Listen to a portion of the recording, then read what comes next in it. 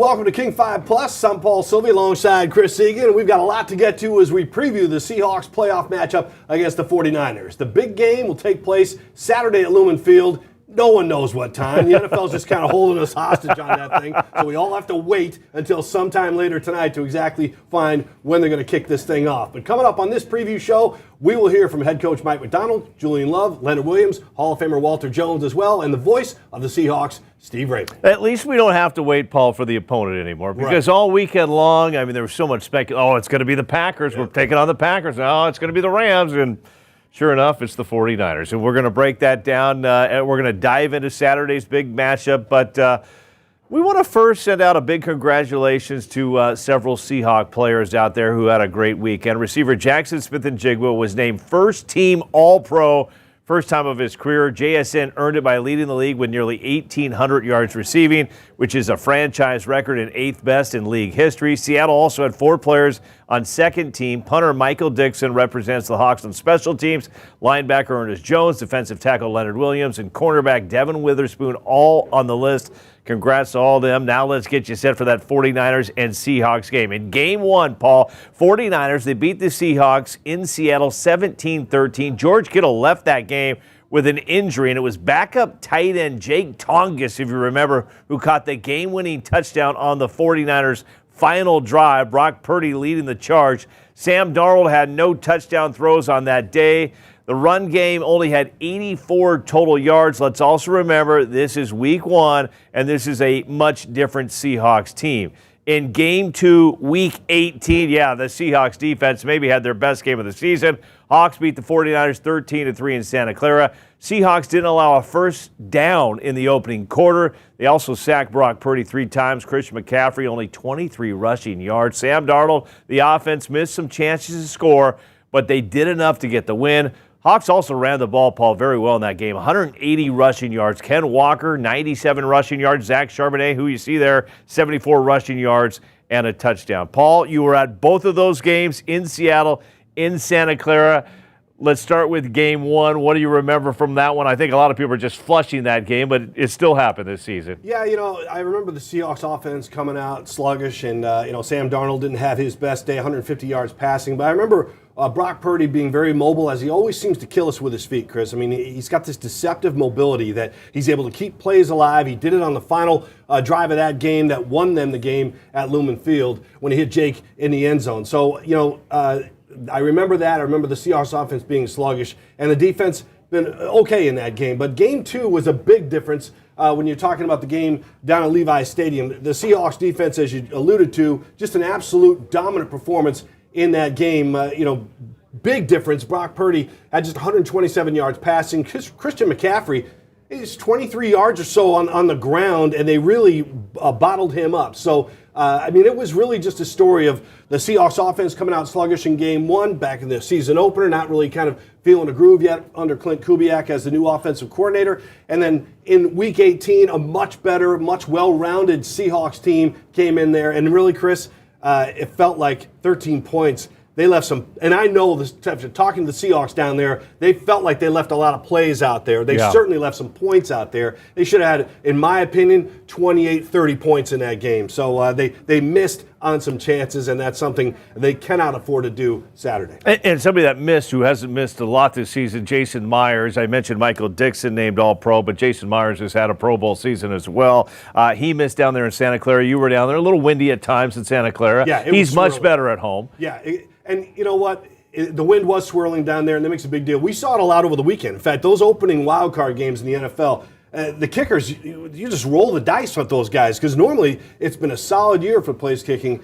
This weekend, for some reason, was wacky. Like, these great kickers all season long couldn't find it and couldn't get in the groove. And some of it had to do with weather, but other things, it's just one of those days for those guys. So there's been some great kicking throughout the NFL this season. Well, we know one thing. This Seahawks team is rested up. Mike Macdonald gave the guys a 3-day weekend. The other teams were traveling on the road. I mean, San Francisco, they're heading to Philly. They got to get back home, back to the practice field today. The Seahawks did have some practices last week. Mike Macdonald says the Hawks were working on all the possible opponents, but the practices weren't for game planning yet. It's a combination of some things we need to see, some ways we've been attacked, and then really just try to go out and play really great, clean Seahawk football, just executing and running our stuff and trying to stay sharp.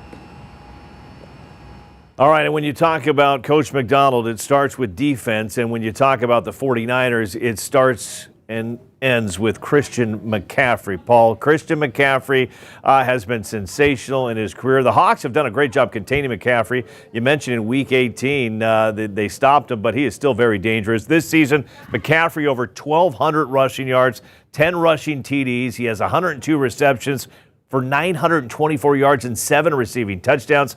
Seattle's defense, though, has done a great job, like I said, against McCaffrey in both games. Seahawks defense has established an impressive streak of not allowing a 100-yard rusher in 26 straight games, breaking their own franchise record from the Legion of Boom era. So why is this defense so good? Leonard Williams says, well, they've done a great job during the offseason bringing in veteran talent. And Julian Love says this is also the most close-knit defensive team he's ever played on. I mean, I would hope you could see it on the field for real. I mean, we've talked about it a ton, but we're just a close group. I think when you look at, especially on the defensive side of the ball, that's just my point of view.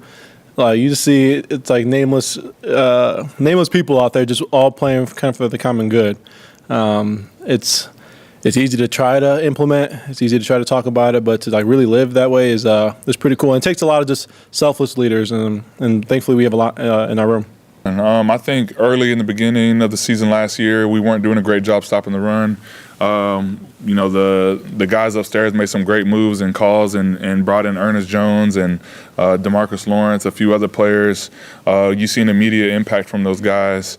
And, I think we've just been sound at stopping the run. And it's pretty much opened up the rest of our defense when we can stop the run. And, Paul, they have been stopping the run. DeMarcus Lawrence, Ernest Jones, Jaron Reed, Nicky Minwari, what he did kind of shadowing Christian McCaffrey. I mean, you've watched this team from training camp to preseason. You've been at every single game. What's impressed you most about this defense? Hey, Chris, it all starts with that D-line and Leonard Williams. I mean, Byron Murphy's having that breakout season that the Seahawks want him to have. He is a strong human being, and everybody on that defensive line respects him. It's really hard to move that guy. He takes on double teams. He allows the guys next to him to make plays. So really, it all starts with the D-line. It's interesting. You start to sit there and you mention Eamon Warry, Leonard Williams, Ernest Jones. I mean, think about the secondary. Devin Witherspoon and Reek Woolen turned it around since early in the season. There are so many individual stars on that defensive side of the ball, but they are the number one scoring defense in the NFL, holding teams to just 17.1 points per game. Jeez. And a lot of that had to do with holding the Niners to just 3 points in that last regular season game. So that's what clinched that title for them. But this defense is loaded with stars, but the fact that they play to the echo of the whistle, and that's something Mike McDonald always talks about. You may hear the whistle, but play through the echo of the whistle. That means pushing it and chasing edges, which is what Mike McDonald coaches all the time. And he says, yeah, it's Mike about it. He's like, yeah, I say echo of the whistle. It's a little bit risky because you're hitting right at the end there. But he says that's what he wants his players to do. It's legit, and it sends a message. Well, you mentioned maybe dangerous, but, Paul, how disciplined is this team? Because there haven't been too many games where they've been bad in penalties. I mean, they've had a few, but they haven't been bad like in years past before. Yeah, it's funny you say that because in years past, I remember Pete Carroll was never bothered by the penalties. He says, yeah, we got to take care of that, but we're not going to worry about that. But with this group, they're so disciplined in what they do, and they play together. You hear about these team stats. Sacks is a team stat, and for a while there, the Seahawks were in the top 5 in sacks in the NFL. Kind of slipped off a little bit, but again, sacks are a team stat. It means everybody in the backfield, the secondary, has to have their guys covered long enough for the D linemen and the linebackers to get in there and make the sack. So they all play for each other. There's a brotherhood out there, and the way they swarm to the football. You can see it. You saw it in the last game of the regular season. There are 5 or 6 guys in at the end of every tackle, and it's been fun to watch. Definitely a brotherhood, and I think, Paul, another thing we didn't even mention there is we heard from Julian Love, one of the stars, one of the veterans. It's been key having him back, but when guys go out, next man up. I mean, we saw what happened when he went out. Ty Okada, the Montana State walk-on, just rolls on in there and does his job, and they've been doing that all season long. It's going to be fun to watch them against the 49ers on Saturday. Now, On Sunday night, on the fifth quarter of this match, Paul Silvi sat down with NFL Hall of Famer Walter Jones and got his thoughts on the Seahawks matchup against the Niners.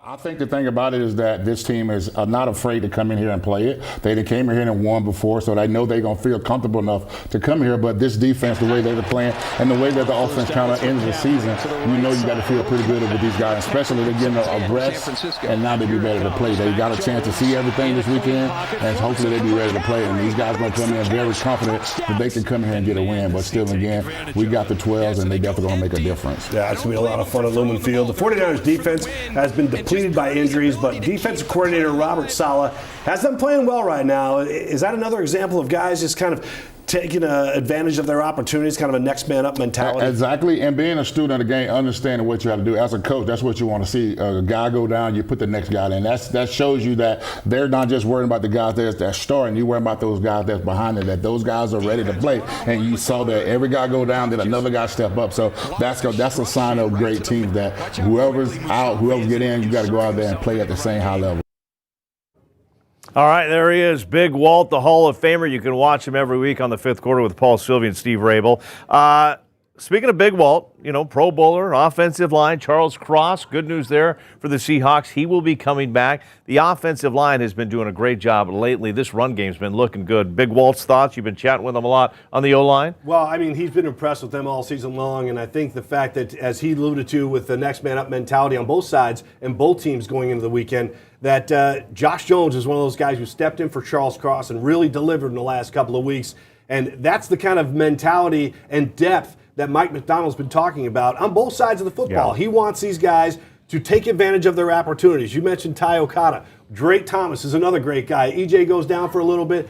Oh, and Drake comes in, he has to wear the green dot, so he has the communication with the coaches. That's a big responsibility as a quarterback of the defense. So Walt likes the way this offensive line has come together. They're healthy right now. I know you and I both love the fact that Abe Lucas has made it through this season. Knock on plexiglass that this guy, he's been outstanding. The local kid from Archbishop Murphy High School, governor. I mean, has battled injuries, but to see him, I mean, we talk about veterans on the team. He is one of the quiet veteran leaders on this team, and what he has done, Paul, I mean, keep knocking on wood, everybody, if you're watching right now on King 5 Plus, because he's been huge this year. Yeah, and Oluwatimi at center stepped in for Jalen Sundell when he went down. The starting center went down. So a couple of games there, a few games, almost a whole month, I believe, where Oluwatimi took over that center job, which is a huge job. You're the captain of that offensive line, the quarterback of the O-line, calling out coverages and making, letting everybody know what you see. So, again, it's this depth that has really come up key for this year. And so many people quickly, Paul, they point to the turnovers as a big concern. Sam Darnold, 14 interceptions, 20 total turnovers. But those aren't just Sam Darnold's turnovers. You talk to the offensive linemen, you talk to the tight ends, the running backs. Those count for them as well. I mean, they take that very personally when you say, it's not just Sam Darnold's turnover. We let a D lineman get in there. That caused the turnover. He stepped on somebody's foot. That caused the turnover. So everybody I know loves to point just to Sam Darnold. He has to be perfect. It's a little bit bigger than that. Yeah, the critics, especially in the national media, they will circle the 20 turnovers that Sam's responsible for this season. NFL league leading 20 turnovers, 14 picks, 6 fumbles, and it's easy to just put the blame on him. Yeah. But as you said, this is a total team effort, brotherhood over there at the VMAC, and everybody's taking accountability. So again, that's important though, man. Going to the playoffs, you cannot afford to cough up a football, especially to a team that's injury riddled like the 49ers, and allow them to play on a short field. Put them out of their misery early. Yeah. Okay, we've heard from Big Walt, Coach McDonald, Leonard Williams, and Julian Love. When we return, the voice of the Seahawks, Steve Rabel, gives us his thoughts on Saturday's game, and we'll hear from receiver Cooper Kupp. Stay with us.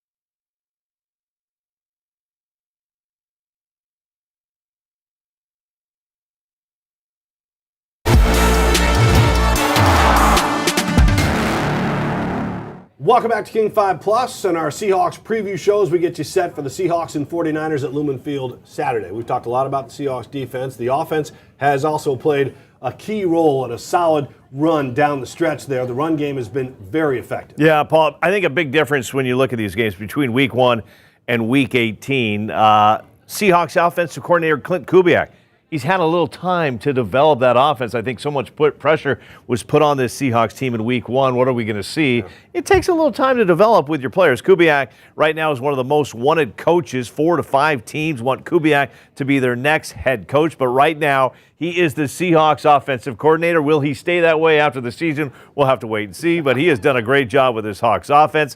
Hawks third in scoring, averaging 28.4 points per game. Here's veteran wide receiver Cooper Kupp on Clint Kubiak. Yeah, I mean, guys love him. You want to play for guys like Clint. Humility is one thing I think is one of his special traits.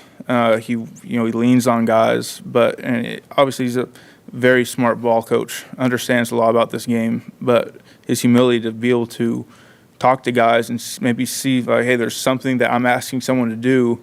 Maybe they can't do it for some reason, and maybe there's a better way to do it. And his openness to be able to talk to players and the coaches that he has around him, and to delegate and be able to grab everyone's best traits and bring them all to the forefront. I think he does a great job of that. So, I think he'll be great. Hopefully he's here, but I guess you want everyone to be able to ascend and go do whatever they want to do. So, but he'll be great wherever he is.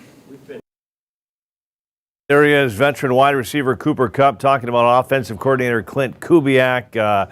He's a very wanted man right now, but he used the bye week to kind of take care of that business. Now the focus is on the 49ers. But, Paul, what we've seen with this Hawks offense, I mean, this is an offensive coordinator. Yes, he's worked with Sam Darnold in the past, but their first time together, getting the run game going with, the Ken Walker, Zach Charbonnet, those two have been absolutely impressive this year.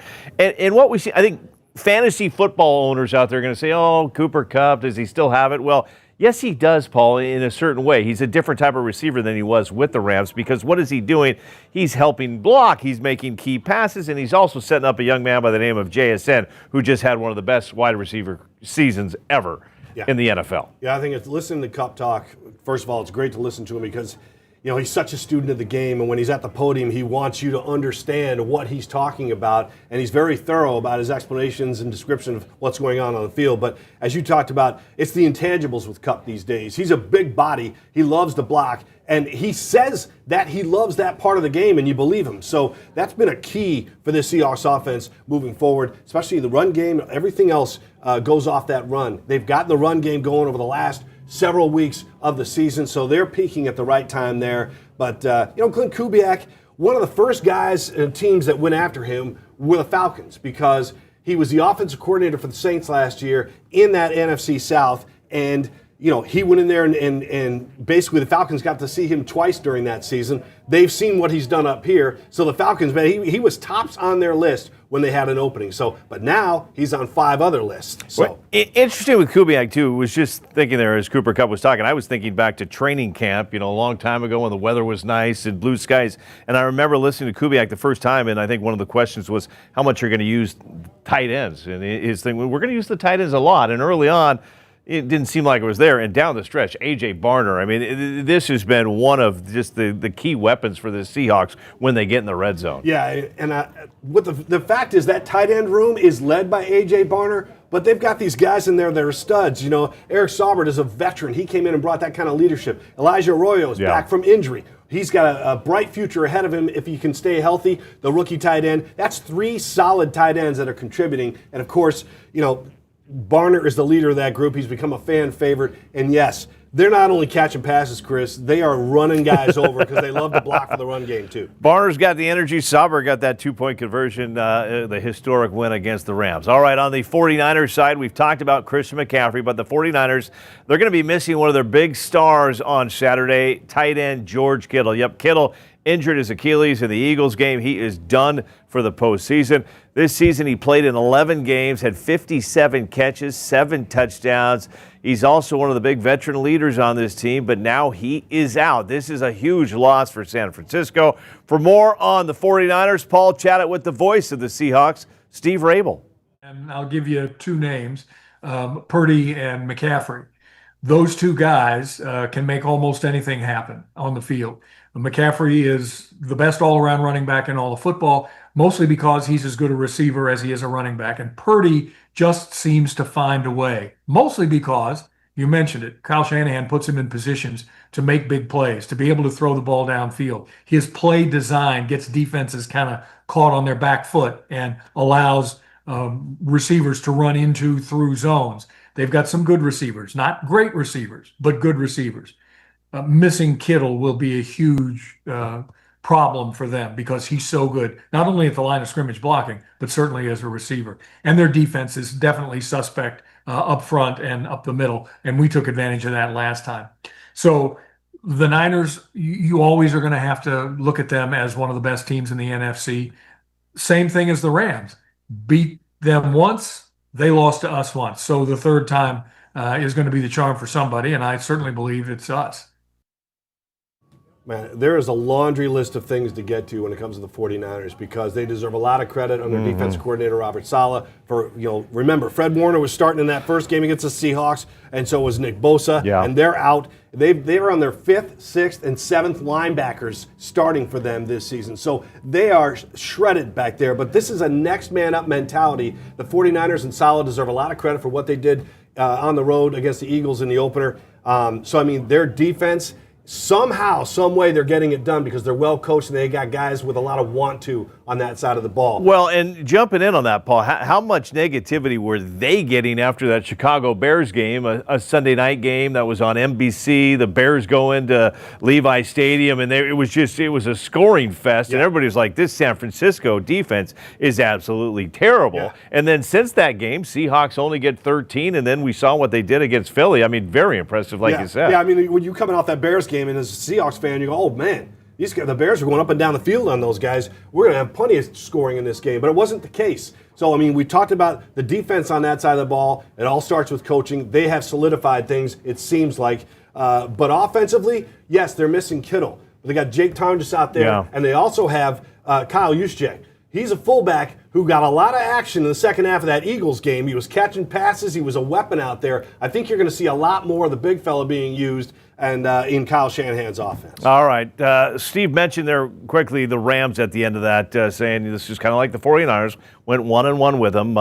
They went to Carolina. Kobe Parkinson, a former Seahawks tight end, made a great catch with under a minute to go. The Rams escaped Carolina. They will now head to Chicago to take on a Bears team that they look like they were done. They came back in the second half against the Packers to find a way. And so now you've got the Bears and Rams. This is going to be a fun one. Yeah, I mean, you're watching that game. I had the luxury, Chris, it's very rare, as you know, in our business, to be able to sit on your own couch and put your feet up and watch some football. And I was a total fan on Saturday. I had 2 great games to watch. I had the Rams-Panthers, and then it rolls right into that Packers-Bears. So I know football fans out there like ourselves were having a blast watching Saturday's action. But we all thought, I mean, Packers up by 18 points in the first half, 21-3. It's like, it's just a blowout. Yeah. I don't know how the Bears. And then an interception in the third quarter. You think this thing is done, but they find a way, and the Packers season is over. Pretty impressive, though, Paul, when you think about it. Think of the NFC right now. 3 of the 4 teams from the NFC West: Seahawks, Rams, San Francisco. You don't hear that a whole lot. The voice of the Seahawks, Steve Rabel, not surprised, though. These 3 teams have generally been good for the last decade or better. They've generally drafted low in the first round, if in fact they have a first-round draft choice at all. And so what these executives, the key executives, the general managers, the head coaches have done in this division, with one exception being the Cardinals, but they have drafted well. They have drafted personnel that their coaches know can make them winners, can make them champions. That's not always the biggest, the fastest, the strongest. Sometimes that's the guy who has the most desire. It's the guy who's the smartest. It's the guy who comes in with a great football IQ and a want to and a desire to win. That's what shows up in these three teams out of the NFC West that are playing for the chance to go to the Super Bowl, and the Seahawks are at the top of that list.